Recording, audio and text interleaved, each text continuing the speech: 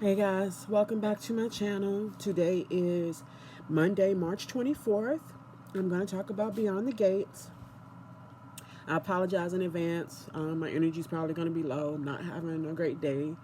Almost didn't do this, but I haven't missed a day yet, so I'm going to try to not miss a day. Um, all right, so I was grateful for the recap because it was kind of foggy in my mind. Since we only, we haven't seen Beyond the Gates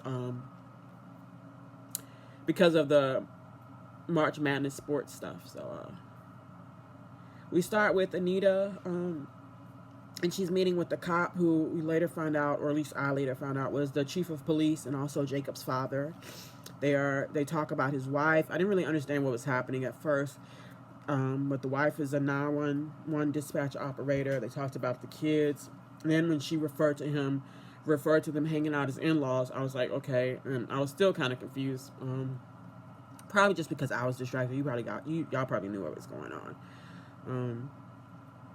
But they were talking about the Fallen Officer Fund, something that Anita is organizing to, I'm assuming exactly what it sounds like, raise money for officers who lost their lives in the line of duty, which is a noble cause. The event's going to be at the club. They get a discount on catering. Anita talks about different details in the planning, and she says booking a musical act. And I wrote, I hope it's Anita. And I've said in several conversations with a lot of different people, we are waiting to hear Anita sing. They always show her like she just finished singing or just sitting at the piano, but we haven't get to hear her sing. And I'm kind of been called a pessimist, but I assumed, because this is not foreign for shows to do, to cast people who can't sing for singers parts and then just write around that. So I was really so even later we see Nicole, no, not Nicole, Naomi and Anita hanging out, and Anita starts rapping, like freestyle rapping, and she brings up rappers and she says their names wrong intentionally, but she's talking about Cardi B and Megan Thee Stallion. Guys, I'm not a Barb. I'm not a Barb. I'm a casual Nicki fan. I don't agree with a lot of her image, but she got bars. As a writer, I respect that she writes her own stuff. Can like Cardi B not be the standard? She's had one album in 7 years, and she didn't write any of it. And she is very open about not writing her own stuff. Her stuff is written by a man. Like I said, she's had one album. It's been 7 years. Could she not be what we talk about when we first bring up female rap? I would have rather Lauryn Hill or Missy Elliott. But then I'm like, there is like Nicki is the biggest. Again, I'm not a Barb. Don't nobody come for me, but it bothered me in my spirit, so I had to say something. I don't really care about Meg Thee Stallion one way or the other. I've listened to some of her songs, and every song sounds the same to me. So they say she writes her own stuff, so good for that. But it annoyed me a little bit. Again, don't come for me. I'm sorry. And no disrespect to the Barbs. There's nothing wrong with being a Barb. I just don't have the energy to be that supportive of someone. But y'all are loyal, and I admire the loyalty. All right. Anyway, then we see Naomi visiting Jacob at work. Was she at work? Yeah, I think that's what I wrote. So that's what happened. I just don't remember. Talks about the reasons why she shouldn't take, why she's nervous about taking the case, the publicity for her family. Jacob is very encouraging without telling her what to do. They talk it out. Naomi is afraid of her family taking over the spotlight, and instead of that light being shown on the women and their case and what they've gone through, Jacob tells Naomi that he knows someone who can give her better advice, and that we found out is Anita, because Naomi goes to Anita's. And Anita pretty much says the same thing about the family drama, and it seems like she's kind of saying she shouldn't do it, but she says she's not. She's just reflecting Naomi's own insecurities. And there was one thing she said, can you even beat Bill? And Naomi's face looked like she could beat Bill. I did kind of chuckle at that. And then Anita says, ask me if I think you can win. And the way that Naomi phrases it is, do you think I can beat my dad? And Anita's like, yes, of course. She supports her, says those women chose her for a reason, and to show the world what happens when a Dupree woman moves mountains. Anita then talks about how much she enjoyed the musical life, but that she was ready to quit. That she did everything she thought she could do in the music, also in Hollywood at the time. Something is obviously bothering Anita. This is not the first conversation we've had that shows she's, if she doesn't miss that life in the past, then maybe, I don't know if she's sick, if she's about to lose her voice. Something is going on with her. And sorry, Naomi is picking up on it, and I think like we, the audience, is also picking up on it. And I thought that we were going to get a story like Brooklyn on General Hospital, where when they hired an actress who couldn't sing, they made her get her throat slit so she would no longer have to sing, which I strongly disagree with, because you guys, if you watch my General Hospital stuff, you know I miss Adrienne Leon as Brooklyn, the real singer. But then I googled it. And that is different. Oh, here we go. Well, let me go in order. I'm almost there. I'm sorry. So something is bothering Anita. She tries to reassure Naomi. Lists all the things she has going on: a literacy program at the library, a theater program that she completely revitalized, and all of her volunteer charity work. And that's when Anita brings up the female rappers. And you guys already heard what I think about that. The rapping, I don't know. I didn't enjoy it the way I enjoyed everybody strutting and dancing. The women, I thought that was really cute. And I was, strutting along in my chair watching. This, I was kind of just like, I wouldn't even look at the screen. I looked at the screen for the beginning of it, and then I looked away. Because I was like, oh, I guess it's okay for something you can do in your home, just around your family. I think it's just my mood. It's my day. So it was probably amazing. You guys tell me, comment below and say, like, was you snapping and clapping on beat? Did you feel it? But that made me Google it, because I thought that, I was like, they got her rapping, but they won't have her singing. Why can't we hear her sing? So I just Googled, can Tamara Tooney sing, the actress? And yes, she can. She's classically trained. She was on Broadway. She's performed with Lena Horne and a bunch of other people whose names I didn't recognize, but that's probably because I'm not too into Broadway. She won a Tony, which, if you don't know, is like how you have Oscars and Emmys for television and movies. A Tony is for theater. So she's very, like, she can sing. So I guess they're saving that for us, and we'll hear it at some point in time. All right, so we have Vanessa and Doug. Doug, they are at the diner. Doug is preoccupied with his phone. Randy is texting him about coming to the casino. Doug, he's flattering towards Vanessa a little bit, but then he leaves. Vanessa doesn't even look surprised. She looked like, yeah, I figured you was about to go, because we know that tends to be a pattern with him. He does forget his ID, and Vanessa's holding it up and calling him, but he's already out the door. Joey approaches her. She knows, he introduces himself, but she knows of him. He says he wants to buy his mom her dream house instead of what his siblings want and putting her in retirement, which is admirable. I don't know if it's real, but it is admirable. I would love to be able to afford to do that for my mom one day. Vanessa says, I misjudged you, and Joey's like, oh, how so? And then she quickly changes the subject. But it's obvious that his reputation precedes him, as most bad guys does. Doug then comes back to grab his ID, and he sees Joey with Vanessa, and he does not like it. He tries to say Vanessa's too busy to take on another client, but it fails.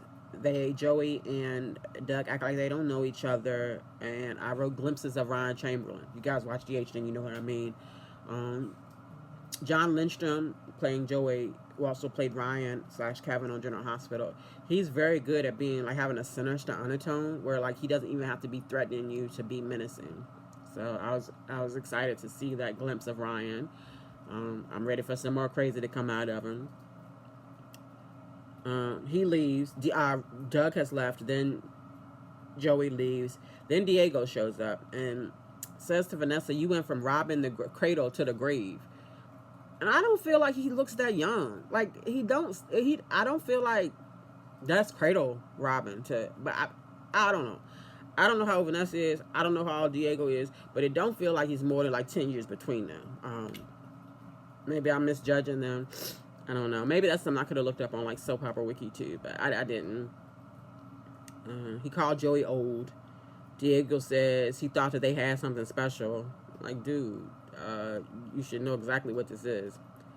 Vanessa suggests they go work out. Then later we see that they do work out in the way that we have seen them work out before. Vanessa needs to be careful. She got to worry about her husband spending all the money, but she also needs to worry about Diego. He look a little crazy.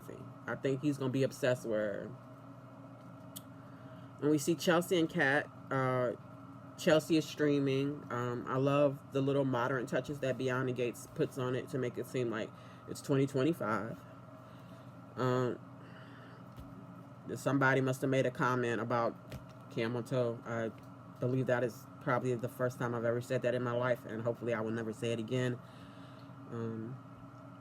They talk about the purse line. They have a plan to make the black luxury. Chelsea has gotten more followers since Danny went all Kill Bill at the wedding. They head to Orphan Jeans. I think that's the name of it. I was trying to learn the name of places. I just call the club, but I think it's Orphan Jeans is the diner. I could be wrong. If you guys know, feel free to correct me below.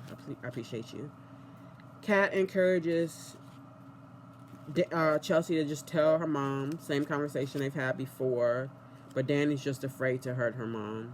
Kat actually gives good advice, reshaping the narrative, making it, instead of it appearing that Chelsea is tearing down Danny's legacy, that she's building on it, which was very clever. And, you know, it's all about the framing, so I support that, actually. And she just got to catch Danny sober.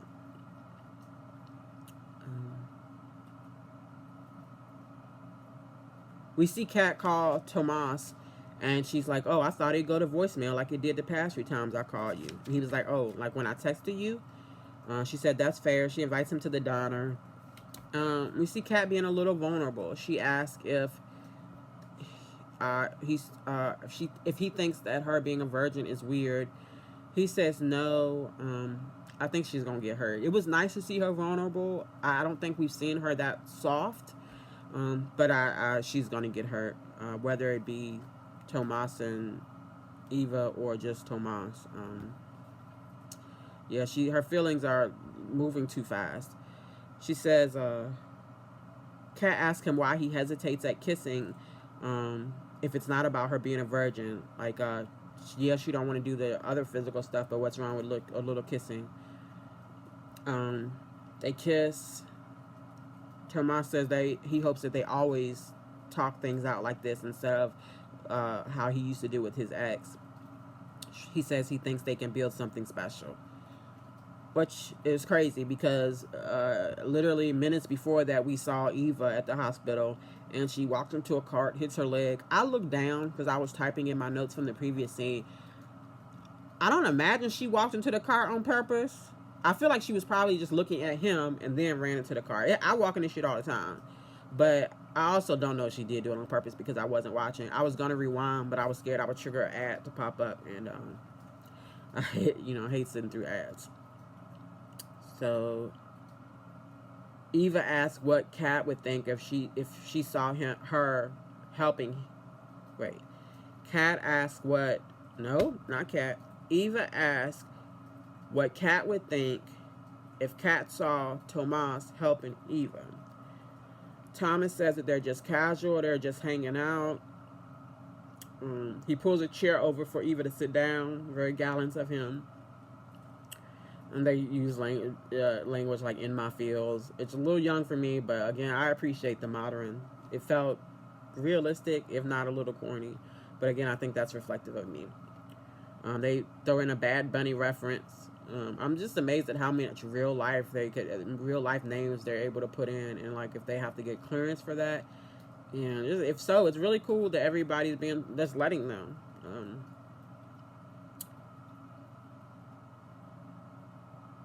So they have a little conversation, very flirty.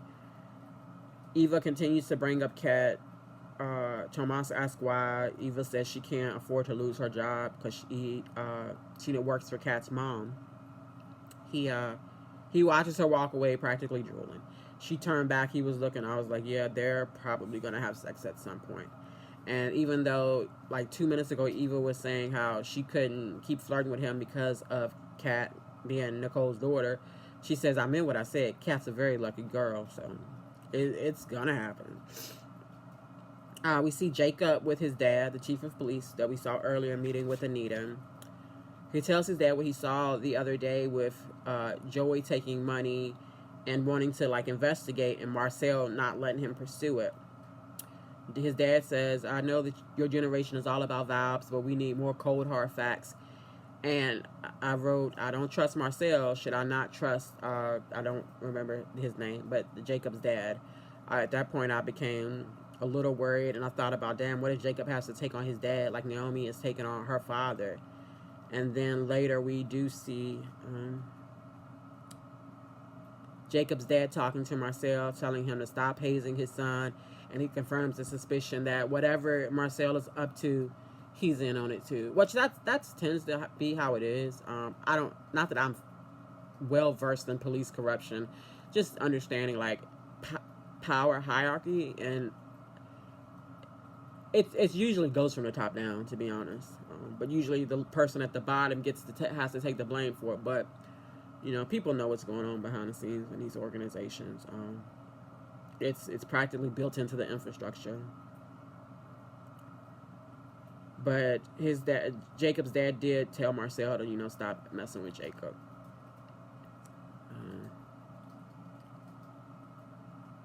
And sorry guys, I'm all over the place. So we see Doug, and Doug is telling Randy about seeing Joey and Vanessa. Randy downplays it, suggests they go to the casino. Jug says, okay, so fast. He's like, Vanessa, who? Like, I literally jerked my head up at how fast he said, okay.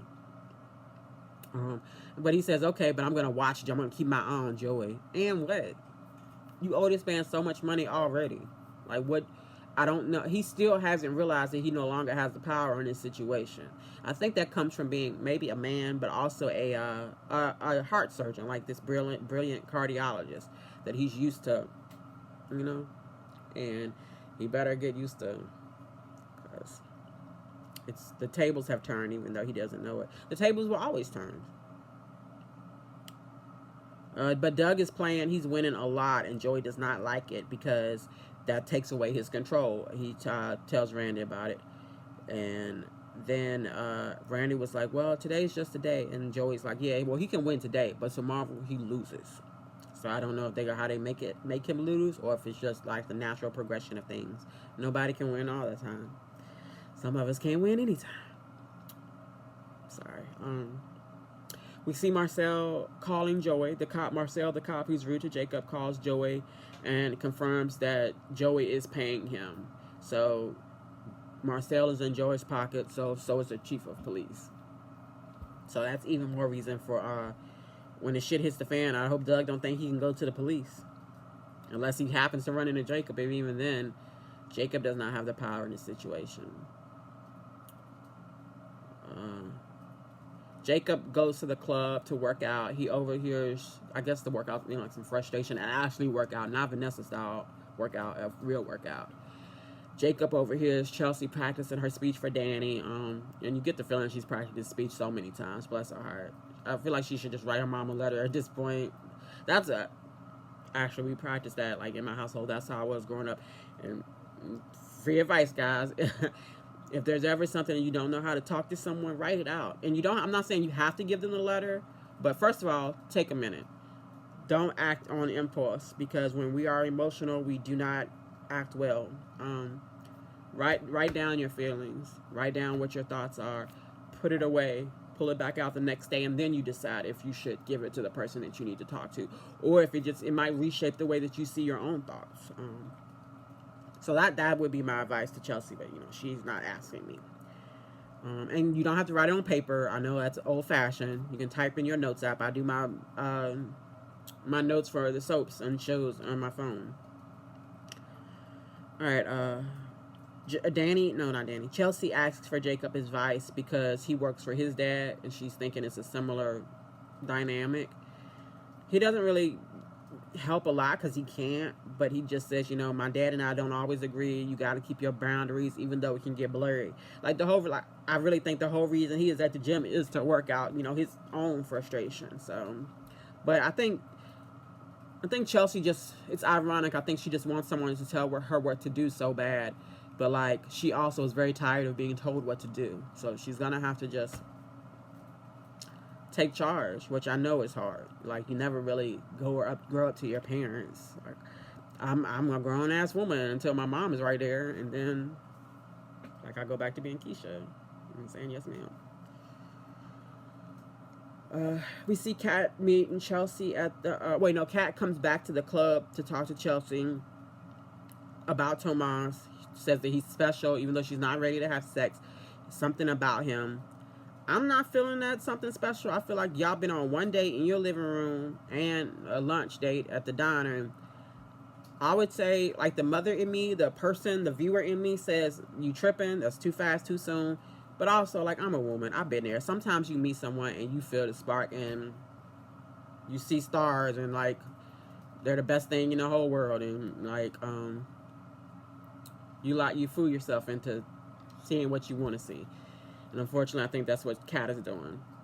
And I'm not saying Tomas is, like, a bad guy, but for him to be flirting with Eva 1 minute, saying that him and Kat was just casual, to, like, minutes later telling Kat that they could have something special, it feels a little shady. I'm so sorry if I'm alienating or pissing off any man, but y'all know how y'all do. You know. I'm sorry. A little bit. I don't know. I'm so sorry. If I watch 20 minutes in, I might stop this and start over. So I'll take that out because I don't want to offend anyone. I'm sorry. Keep in mind I'm talking about the fictitious world and soap operas. And I'm also jaded and bitter in my own life. So what do I know? Anyway, I think that's it. Dang, I could have just not said that. I could have just not said it. It's at the end. Yeah, so... Wait, I don't know. I don't think I said this part. Jacob's dad tells Marcel to basically stop hazing Jacob. That if anything happens to Jacob, it's going to be between them. I think I might have mentioned that. That's when my suspicions was confirmed that Jacob's dad was, you know, in on the corruption. All right, 22 minutes, guys. I'm so sorry.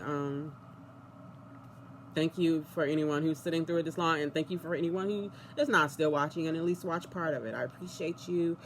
And thank you for giving me something to do with myself. So I hope everyone has a good day.